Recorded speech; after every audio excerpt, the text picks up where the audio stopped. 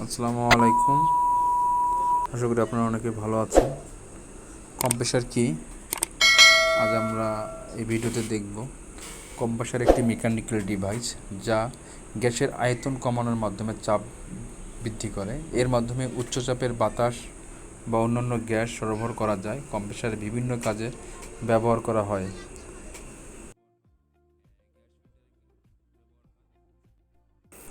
Total 5 types air blower: positive displacement rotary loop blower, helical screw blower, centrifugal blower, high speed blower এবং regenerative blower. Total 5 type blower আমাদের ফ্যাক্টরিগুলোতে ব্যবহার হয়। হয়তো আমরা অনেকেই দেখি ব্লোয়ারগুলো, কিন্তু আসলে কোন ব্লোয়ার কি আমরা হয়তো জানি না। হ্যালো বন্ধুরা, please my channel subscribe tech green generation.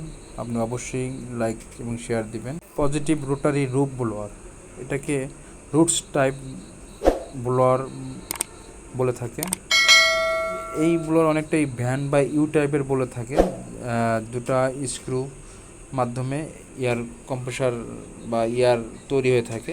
এখানে একটা ড্রয়িংয়ের মাধ্যমে দেখানো হয়েছে। এই ব্লোয়ারগুলো বিশেষ করে ইটিভিতে ব্যবহার হয়ে থাকে। যেসব factory West water treatment plant আছে সেখানে ব্যবহার হয়। এই পজিটিভ রোটারি লুপ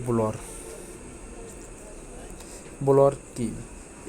একটি ইতিবাচক স্থান চুল্লি ব্লোয়ার দুটি সমান্তরাল ঘূর্ণীয়মান পিস্টন ব্যবহার করে উপরের ইনলেট পোস্ট থেকে বাতাস স্টেজে নিয়ে যায়।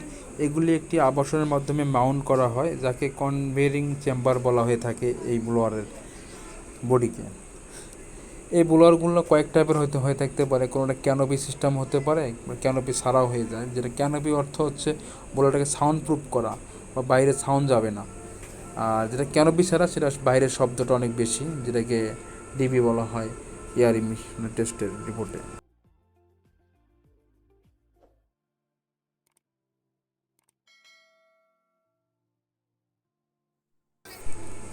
রোটারি স্ক্রু কম্প্রেসর, এখানে একটা ছবিতে দেখানো হচ্ছে দুটো শেপ স্ক্রু মতো থাকবে। এটা কন্টিনিউয়াস চললে একটা একদিক দিকে এয়ারটা ঢুকবে এবং আরেক সাইড দিকে একটা প্রেসারের দিকে বের করা হবে। এটাকে রোটারি স্ক্রু কম্প্রেসর বলা হয়ে থাকে, যেটাকে ফ্যাক্টরিতে অনেক সময় অনেক ডাইং ফ্যাক্টরিতে ব্যবহার হয় বা নিটিং ফ্যাক্টরিতে ব্যবহার হয়। প্রচুর এয়ারের দরকার হয়, সেই ক্ষেত্রে এই কম্প্রেসারগুলো ব্যবহার করা হয়। এই কম্প্রেসারগুলো অনেক ব্যয়বহুল। এখানে মেনটেনেন্স কস্ট থেকে শুরু করে সার্ভিস কস্ট অনেক বেশি এবং ওয়েল চেঞ্জ করতে হয় টাইম টু টাইম। যেমন এই কম্প্রেসরগুলো ডাইং ফ্যাক্টরি মেশিনে ক্লিনিং বাল্ব অন আপের জন্য ব্যবহার করা হয়ে থাকে। সেন্ট্রিফিউগাল ব্লোয়ার, যেটাকে বলে অ্যাডজাস্ট ব্লোয়ার। আমরা জানি অনেক ফ্যাক্টরিতে মানে অনেক বেশি বাতাসের ক্ষেত্রে এই ব্লোয়ারগুলো ব্যবহার করা হয়। সেন্ট্রিফিউগাল ব্লোয়ার সবচেয়ে জনপ্রিয় এক ধরনের বায়ু চলাচলের, যা শিল্প ও বাণিজ্যের জন্য ব্যবহৃত হয়। যেমন ফ্লোর থেকে বাতাস বাইরে নেওয়ার জন্য সেন্ট্রিফিউগাল ব্লোয়ারগুলি শিল্পগুলিতে ব্যবহার করা হয়ে থাকে। সেখানে উচ্চ চাপে প্রচুর পরিমাণে বায়ু চলাচলের প্রয়োজন হয়। রিজেনারেটিভ ব্লোয়ার বলতে আমরা কি বুঝি? রিজেনারেটিভ ব্লোয়ার হচ্ছে এক প্রকার সেন্ট্রিফিউগাল পাম্প টাইপের, যেটাকে আমরা বলবো যে এই ব্লোয়ারে কয়েকটা রিজেনারেটিভ ব্লোয়ারে রিং কম্প্রেসার বলা হয়ে থাকতে পারে, বা ইমপ্লেয়ারের মতো ব্লেড ব্যবহার করে ব্লোয়ারে ইনলেট পোর্টে বাতাস টেনে নেয় এবং বাতাসের বাইরের দিকে সামনের দিকে চাপ তৈরি করে। এই ব্লোয়ারগুলো একটি পাইপের মাধ্যমে উচ্চ পরিমাণে বাতাসে একটি নির্দিষ্ট স্থানে নিয়ে যায়। যদি বলা হয় যে আমি একটি ব্লোয়ার এখানে বসাবো, 2 কিলোমিটার দূরে বাতাস নিয়ে যাবো, তাও সম্ভব।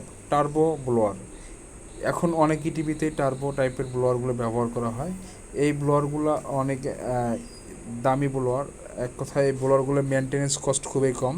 এই ব্লোয়ারের শব্দ অনেক কম। এই ক্ষেত্রে বায়ারদের রিকোয়ারমেন্টও থাকে যে এই টিভিতে টার্বো ব্লোয়ার লাগানোর জন্য।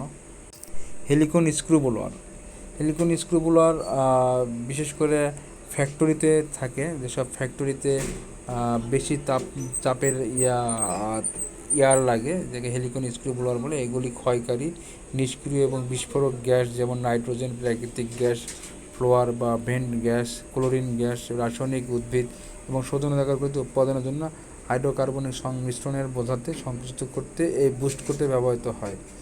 ধন্যবাদ। এই ভিডিওটি ভালো লাগলে অবশ্যই লাইক এবং শেয়ার করবেন। ধন্যবাদ।